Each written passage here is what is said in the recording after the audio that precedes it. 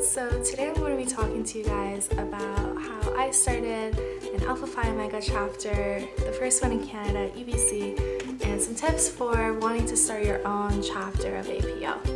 So let's rewind back to May of 2015. So one day I was just scrolling through Facebook and I saw my friend Tony Young. I clicked attending in this event with this organization called Alpha Phi Omega. And once I looked further into it and I realized it was a leadership-based service fraternity, I thought this embodies all the values that I really value. And I really love setting the foundations up for something and creating something new and leading a team, and those are what my strengths are. So I thought it would be so cool if I could help start a chapter at UBC. Little did I know that no Canadian chapters existed at this point, but I thought it would be so exciting and I really appreciated the task of being able to do that, even though it was pretty intimidating at first, and I wasn't really sure how people were going to react to it, how my current sorority was going to react to me doing this, and I was a little hesitant at first, but I thought that the benefits it would bring to the students that got involved would definitely outweigh the costs and the possible fears that I had. So in May, I started talking to my friends, a lot of my close friends. I started reaching out to them and asking them if they wanted to join. At that same time, I got some messages from new first-year students coming into UBC. This was at the point where I just finished my first year. And new first-year students coming into UBC were asking me how to get involved and kind of wanting to know more about UBC and kind of the things they could do here. So one of those students was Catherine Pan, who is now a really great friend of mine, and she became also one of the founding members, as well as David Liu, who's also one of my great friends now, and those two were two incoming first years. So it was me, them, and Simran Brar, who's one of my great friends and my roommate next year. So basically all of us, and Tyrone Chen, sorry, who was our VP admin. So yeah, the five of us basically set out to start this thing.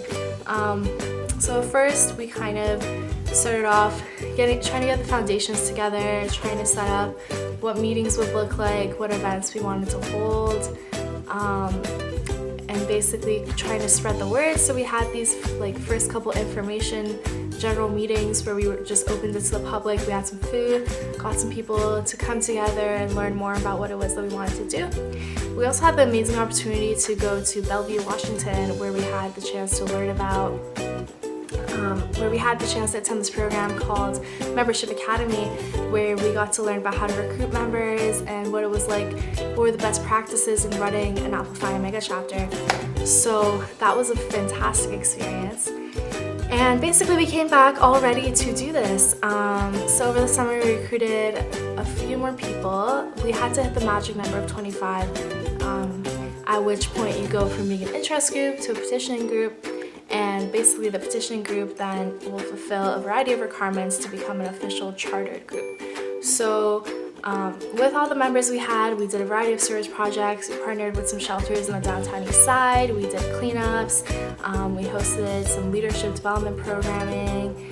And yeah, overall just did some fun things, and then basically got ready for September where all the other first year students would come in. So we did a first year kit where we made some little goodie bags and we gave them out to first years for free to spread the word. And then we did a full week long of programming called our Rush Week, and that was all based around the theme of Up. So basically first day was Sunday, Monday, where we made ice cream sundaes and we talked about what being a member means. We did sandwiches for the homeless, we did a photo scavenger hunt, we did a leadership development training night, as well as a mocktail mixer. So that was kind of what our Rush Week looked like, and after that we started getting a lot more members. At this point we were just trying to fulfill all the requirements we needed. So we needed 12 service projects, 6 leadership projects, and some fellowship projects, and we needed to record and document each of those on paper. So it was a little bumpy because it was quite an overwhelming task to be able to document all these projects and host them and get everyone to attend. Excuse me. And yeah, some people dropped out, some people had to step up, but those are the kind of the natural processes and the ups and downs that a group goes through. But Eventually, we were able to charter on December 13th, 2015. It was such a magical day. We had all of the APO USA national board coming in. We had people from the Washington chapters, a little south of us here in Vancouver, coming in, and overall it was so incredible to see just how large this fraternity is. And that's when we got our official initiation certificates, which I have here with me, and this is a letter from the APO National President, and this is my little initiation official member thing. And then this I'm not supposed to have with me, but we didn't have a place to keep it over the summer, so I'm kind of holding on to it, but this is our official charter. So this has the names of all the 25 people. 25 is the minimum, so it could be more than that. I think we had around 30 members who were involved in the process, and yeah, this basically confirms that we're the official First Canadian chapter. So that is my story. Now let's move on to some tips for starting a new chapter. So it's pretty simple to start a new chapter. All you need is a group of people who are committed to leadership, friendship, and service, who want to do this on your campus. The first step really is to get a group together. If you're the first person interested from your campus, you'd act as the president, kind of. You'd be kind of the person leading everyone, since you're the one who's kind of starting it up. And then you'd recruit a team. We basically just did a VP structure, so VP leadership for leadership events, VP fellowship, VP service, VP admin, VP marketing. That's kind of how we broke down our leadership structure, but you can basically do whatever you like to do. And the first things that you'd be working on is setting up your first events to gather interest from your school, and also looking at the process to get recognized as a club. So Alpha Phi Omega actually doesn't count, it doesn't work within the Greek system.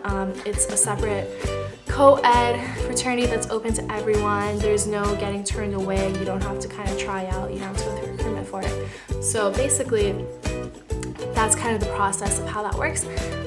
So you'd be focused on getting your chapter recognized, planning your first few service projects that you want to do together, and basically getting all your marketing material set up. I think that's really vitally important. Spreading the word and making sure the word is spread in a way that the message is really clear about what it is.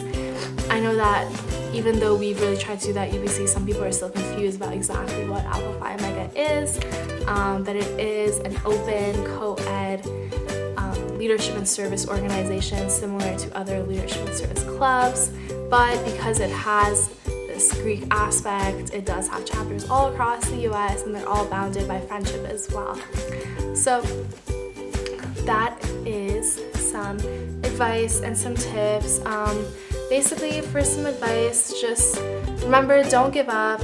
I know it can be really intimidating to think about all the work that you have lying ahead of you for starting a chapter. I know that it can be scary. I know you might not know how your friends are going to react. But basically, if it's something that you really believe in, you shouldn't really care about all of that. You should know that you fully believe that this is something that you're passionate about, that's going to benefit your university's community. So go ahead and do it. Go ahead and give it your all, because the more you put into Alpha Phi Omega, the more you can do, the greater and bigger your events will be. That's what I love about it. I love how everyone can contribute no matter what their position is. I love how open we are. We don't reject anyone. And I love all the opportunities it gives me. Whether that ranges from the opportunity to travel. I'm going to Pittsburgh this year in December. And I've been to Oregon, I've been to Washington. The opportunity to meet people and mentors from a variety of different places. I have a great mentor from San Francisco now, who works in Silicon Valley, who's also part of APO, and he's really amazing. Just the opportunity to meet so many people and to also develop your leadership skills. We go through a 5-series leadership program called APO Leads, and that will give you a leadership certificate at the end of it. So overall, there's so many great opportunities to be had. I highly encourage you to start your own APO chapter. And if you have any questions, do not hesitate to reach out to me or comment below. So that is the end of this video. If you'd like any more advice on university, on APO, on starting new things, on believing in your dreams, make sure to subscribe below. I post videos every week, and please give this video a big thumbs up if you liked it and if you'd like to see more, and feel free to follow all my different social media channels. I'd love to keep in touch with you. I'd love to keep in touch with new students doing amazing things. So thank you so much for watching, and have an incredible day.